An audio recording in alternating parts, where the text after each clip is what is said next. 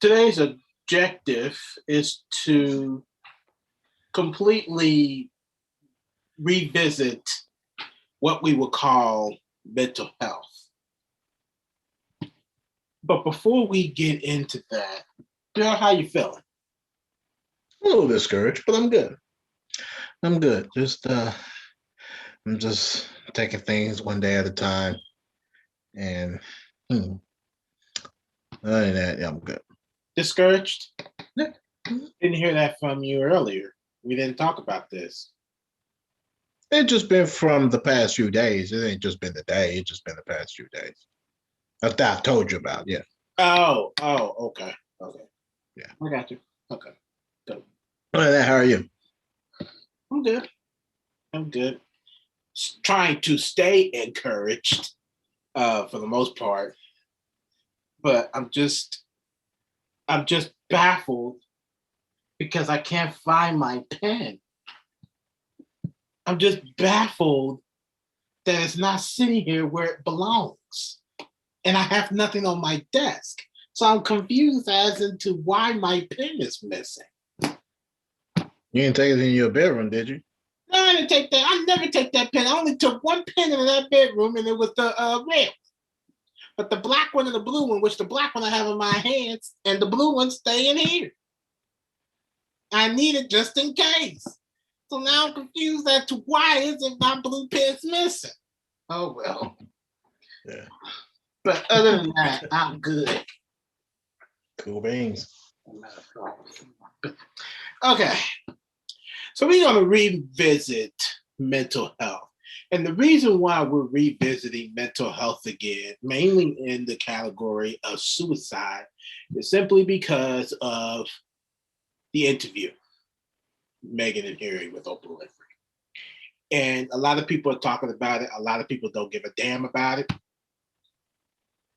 I have my thoughts about that, but that has a whole nother segment in itself with that. But me and you have to revisit suicide after watching that interview. But before we do, let's just take a moment and give takeaways. Are there any takeaways that you saw that you want to mention?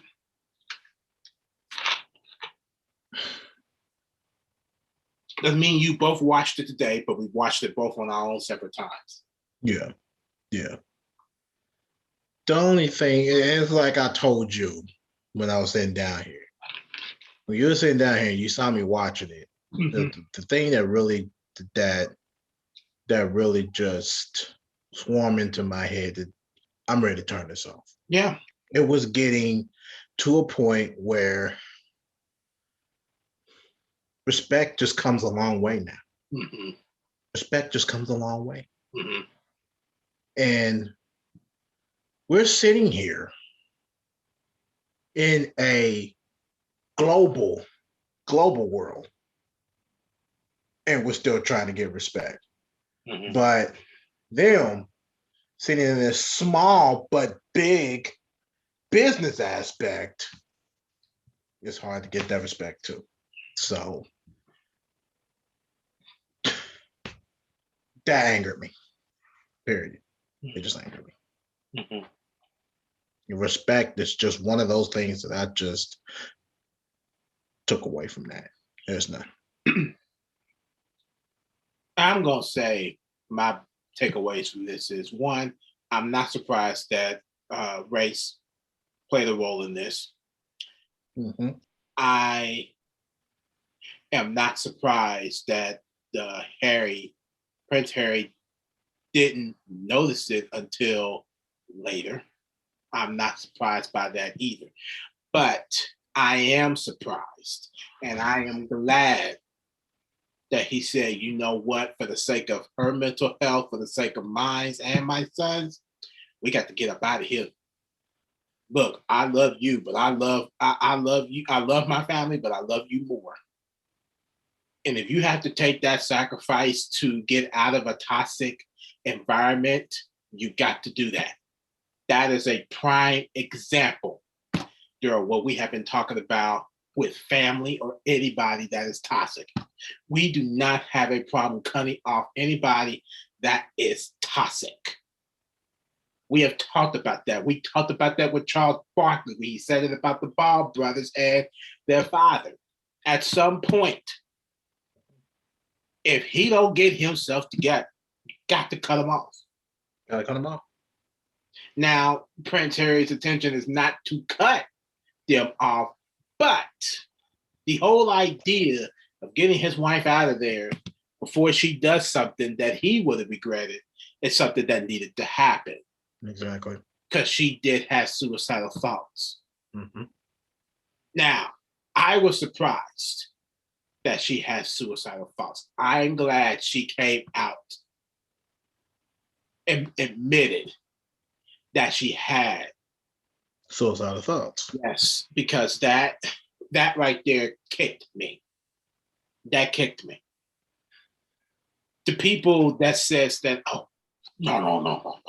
Racism don't exist. It don't exist. But yet and still, those very same ones that says that racism don't exist, people handle it differently. Mm-hmm. Megan could have literally committed suicide. All because she knew race played a big role. Harry mentioned that. That's why he said what he said. I'm glad I'm able to sit down with Oprah, with my wife, alive. Exactly. Now, because that was real. Look, he knew that. And this is the thing. Most people don't understand what amount of energy that it takes to handle racism. People don't understand that. Because people are so small-minded to say, oh, they don't exist. What are you talking about? It don't exist. We have to let them have a battle with each other. One, no, that's not the case. We do not have to have a battle within each other. Two, if you think that we have to have a battle within each other about racism, you have an issue. Because at the end of the day, you're not paying attention to what's going on. You're turning a blind eye to what is going on. And because you're turning a blind eye, it's telling me and everybody else that, especially you, that knows that racism exists. It's seen, we've watched it, we saw it, we have experienced it, and yet and still, we got to have battles within each other. We have to watch people get hanged. We have to watch people get lynched. We have to watch people use racial slurs towards one another. But yet and still, we have to have a battle within each other to say, oh, this don't exist. We have to leave those people alone. They're toxic. No. Let's get something straight. We need to get something straight because a lot of people think that negative people could be somebody like, believe it or not, me and you, girl. Me and you. Yeah.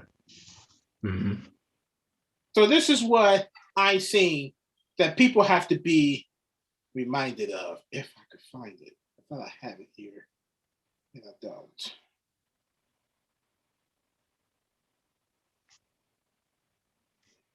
Damn. I lost it. I thought I had it.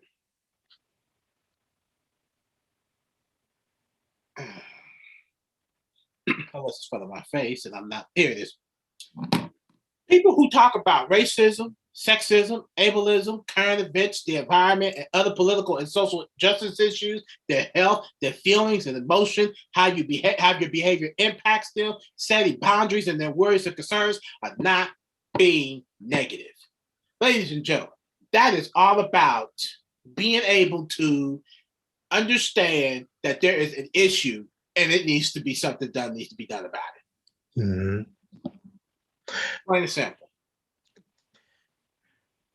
And it's something else that kind of disturbed me in that interview. And I just got to say this real quick. There was something that disturbed me. I can understand why it happened, but it's still disturbing.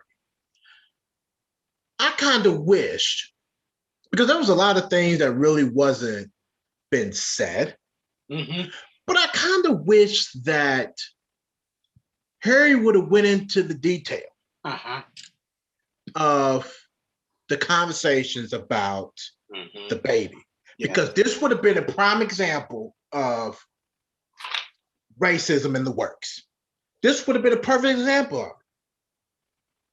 You know, this would have shown, look, if y'all think that the outside world, the global, the whole world is full of racist people and y'all think it's not existent,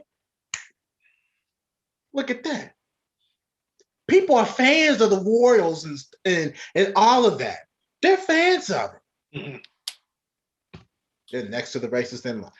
See, and I wish they would have too, but like you said, I completely understand why he did. I understand why they didn't. I understand why he didn't. Yeah, huh? I understand why he didn't. And I get it.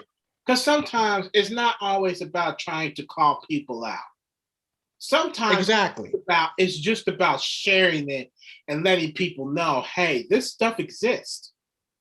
Eventually, they'll tell on themselves. It don't take long for that. It don't take long to let that reveal itself. Right now, they're just respecting the whole protection thing Right. with them. So I can understand that. Well, their protection's a long done deal with that. Well, I'm talking about with them, not with Harry and Meghan. I'm talking about with them. Right, yeah. Them. Yeah. They eventually snitch on themselves. Oh yeah, usually it always comes out because somebody's always gonna come out and say something. But somebody might be bold one day and might just come straight out with it. Because some people don't play that crap. Some people are like, no. You need to be exposed. You need to be shown who you are because you're not representing who you say you are. And some people are going to do that. But some people are like, you know what? It ain't worth it. They're going to come out eventually, snitch on themselves. It's going to take time and patience before that happens. Because it's going to happen. Mm-hmm. It's going to happen. It always does. Which begs the question. Looking at that, it makes me wonder, what would have happened? Would this have changed if Harry never met Meghan Markle? According to him, he said no. Well, within himself. If he with the treatment and the way that they're treating them, would that have changed if he probably would have met a straight up white woman? Oh, in that case, probably not, Darrell. You really should know that question. You should know the answer to that question. Well, I'm just trying to, clarify it since we're podcast talking and platform talking and stuff like that. It's just a simple clarification. Let me help you out. Yeah, I'm just, copying Oprah. She done really got into my head, so that's why I'm doing it. It does beg to differ, that question. Would it be completely different had it been a complete, white woman in there? And people are sitting here just saying, you know what, it's just a bunch of bull. It's not true. Like Piers Morgan, he's a whole nother story in itself. But he criticized Meghan for the interview and all of that stuff, and he walked out of his own morning show, and he's no longer hosting. But then you got those ones like Serena Williams that's actually supporting Harry and Meghan. Yeah, and there's a lot of people that supports it because, for one, you have a biracial woman that's saying, hey, racism happened. I tried to reach out and ask for help, but it didn't happen. Because I'm thinking about suicide here. Yeah, I was denied being helped or getting help. I was denied. I couldn't get help. I couldn't do nothing. I was helpless. That is an automatic red flag, toxic area you have got to get yourself out of. So yeah, there's going to be a lot of people that support it, but then there's going to be a lot of people that's going to be like, shit, they phony. To me, no, they're not phony. Because when you think about it, what Black people are going through as being the oppressed, by not being able to speak out as much as Laura Ingraham would tell somebody like LeBron James to shut up and dribble because he don't need to be speaking out on political issues, to the reporter that said the same thing about LeBron James, to Laura Ingraham saying something about Tim Tebow and saying, oh, you are a true patriot for speaking out about abortion. She didn't tell him to shut up and throw the football. There's just a big, big stereotype that people just fail to not see. Right. But again, it goes back to Candace Owens and saying, oh, they just have to have a battle within themselves. Okay, having a battle within ourselves about racism not necessarily going to work out. Because if we have a battle within racism myself, it's not going to be a battle. It's going to be a conversation. Because we know that we're being oppressed. We know that it's going to be about racism. So it's not going to be about a battle within each other. It's going to be a battle between people that have experienced racism versus the people that don't give a damn about it. So you can't say, oh, they just got to have a battle within themselves. You know this woman don't know what she's talking about. Because you know she's going to say something about this interview. You know she is. Which speaks. When you talk about Candace Owens, there's one thing that really catches my attention about this crazy woman right here. I believe her, David J. Harris, and all the other ones that are not educated about racism. Go ahead. Right. That's not educated. I believe that they believe that these black on black crimes and all of this stuff and racism is not real. They believe that because of who killed Dr. Martin Luther King Jr.? Black people. So these black on black crimes is going to be not racism because black on black crime is happening when Dr. Martin Luther King Jr. got killed. So now we are in a situation that black people are still trying to speak out on racial equalities and treating black people with mutual respect and all of this. That's why they believe what they believe in. And that should be, in my personal opinion, a separate issue. And we need to focus on the task at hand. And if you're not going to be educated about what is going on today, y'all the problem. She killed me with that.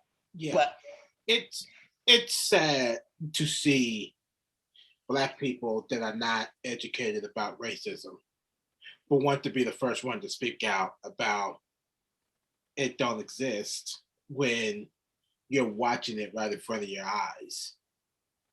So it makes me wonder, what would have happened if that same thing happened to her? Would she actually think that racism don't exist? You know that girl ain't gonna think that. She ain't gonna think that.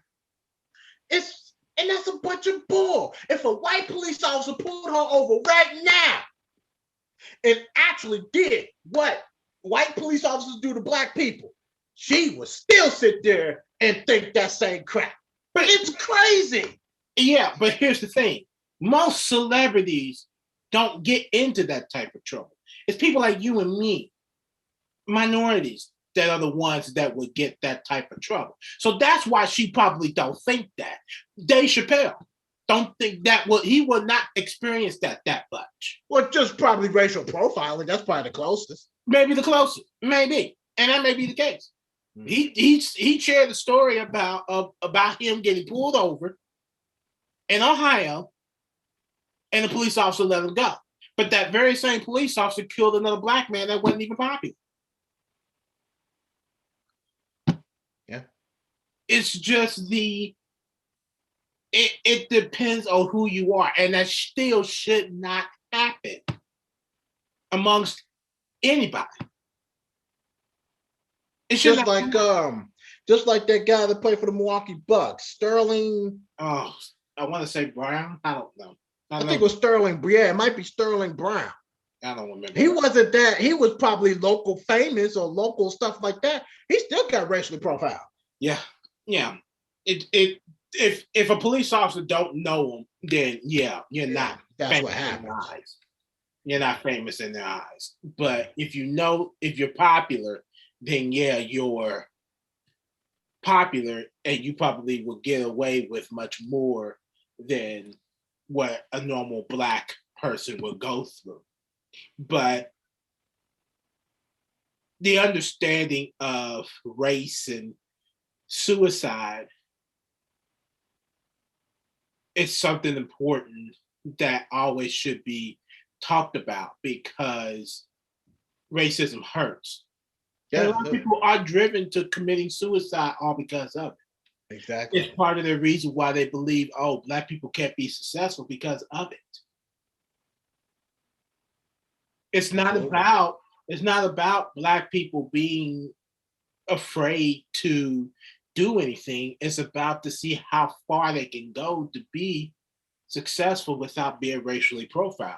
And along that lines, it's going to happen. So it's the matter of taking yourself in that position and saying, you know what, I can either deal with this head on, or it's just not going to be because I don't want to have to deal with some type of racial profiling or racism. I have experienced that more than occasional quite a few times, and over just this year alone, and a couple times last year, and that has not sat well with me. It Right. hasn't. It hasn't. So I know I can feel what Megan is going through. I can feel it because I know her. You know, I know her thought process. I'm not worth it. Exactly. I know that me being here, don't nobody like me. That's her thought process. But that is quite the opposite. If I was Prince Harry, hell, I'd bury her too. Definitely. She got more of a better soul than probably anybody inside the Royal Palace. Give me a break. And that's all she been before even she met Harry. She was always an activist of women's rights. Yes. Always. To be silenced. To be silenced by them. Is big difference. It's a big difference. It's big. That just go to show that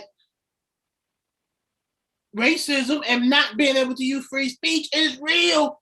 It's real, man. It's real. It's real.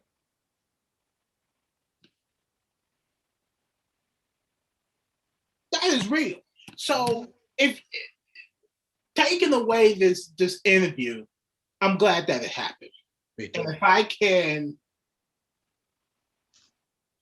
if there's a way that I can always help with suicide, because I'm not I'm not an expert. Hell, I would love to bring people on that has suicidal thoughts, because this is not something to just roll up in the carpet and then just throw it to the side. Right. There has to be something done more on that behalf. Harry and Oprah are working on a podcast to bring awareness to that, and I think that's very important to do. And I'm glad that they're doing that because it has to be done. Mm-hmm. We have to continue to use our platform to talk about it as well. Absolutely. There's a time to sit down and talk about everything that needs to happen, because racism is real, and people that are even criticizing Megan is bringing more issues to the table and not solutions. There are a lot of people, Candace Owens, and there are several people that I know personally that are bringing issues and not solutions.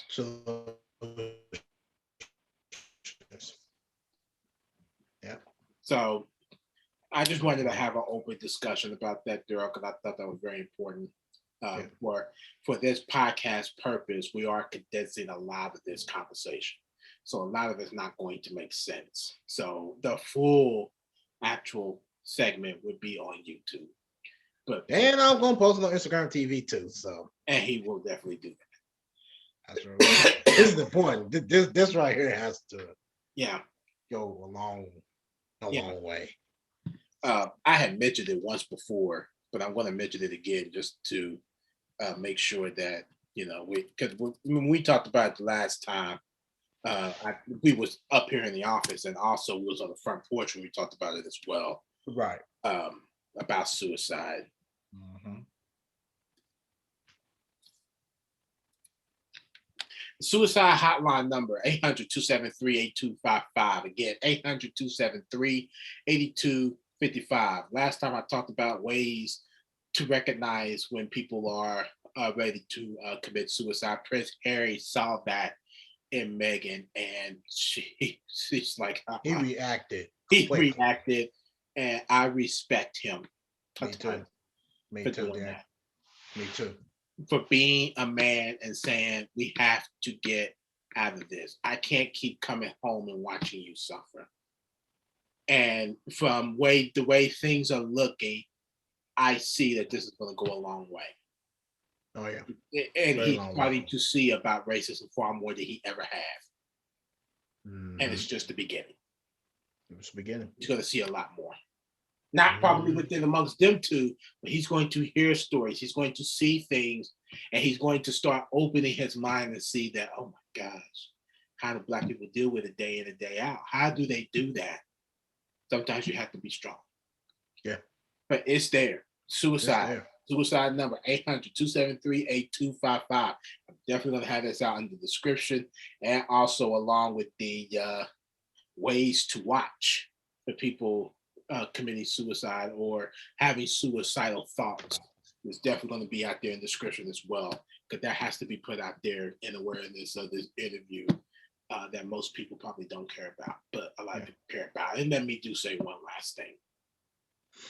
With the racism ordeal, me and you talk so much about white people and how much they don't care. Let me take the opportunity to say that there has been a lot of white people that has cared as well. Yeah. That has Definitely. brought more solutions than they have issues. Amongst my people that I've been around, they know who they are. They know who they are when they come down to bringing solutions. They also know who they are to the ones that are bringing issues. They know who they are. There's both sides of the table here. Yeah. So those ones that bring solutions to the table, those ones that have the listening ear, that has the open mindedness, thank you. Those ones that have closed minded thoughts, oh, it's not happening, you're just hallucinating and everything else. I pray and hope that and understand that you see that you are part of the oppressor and bringing issues.